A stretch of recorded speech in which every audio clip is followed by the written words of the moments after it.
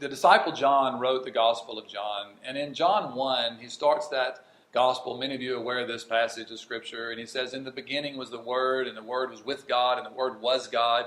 And of course, we know from verse 14, he's talking about Jesus, because then he says, the Word became flesh and dwelt among us. And he makes a very interesting statement. He says, we beheld his glory, glory as that of the only begotten from the Father, full of grace and truth. And then in verse 16, he says this beautiful thing. He says, we received of his fullness, and grace upon grace. The law came through Moses, but grace and truth were realized through Jesus Christ. You know, no matter what we want to say about grace and how many theological ideas we want to try to construct and try to understand and put together a systematic understanding of what that looks like, the bottom line is this: Jesus was full of grace. It was the glory of God for his full grace to dwell in Jesus. And John says, when you look at Jesus, you see grace. You see truth. You know, I don't know about you, but I need the grace of God.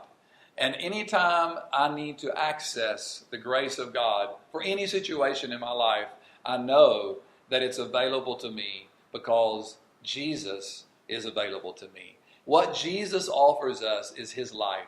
He offers us the reality. I love what John said there. He said the law was given through Moses, but grace and truth were realized through Jesus. You know, a thing like the law, which was written on tablets, can be given to someone as though it's a transfer of information.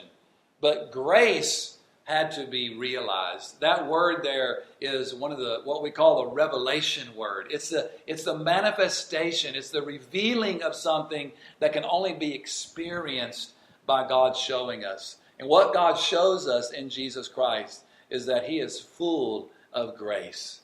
And for whatever situation you're facing today, maybe you're dealing with failure in your life. Maybe you're dealing with circumstances that seem out of control. Maybe you're dealing with relationships that are broken.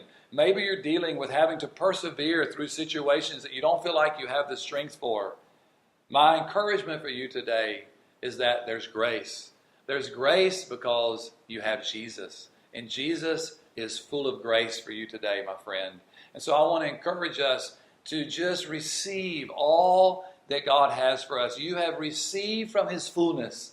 He is full of grace. And so we lack no grace. His grace is sufficient, and we have all the grace we need because Jesus is enough.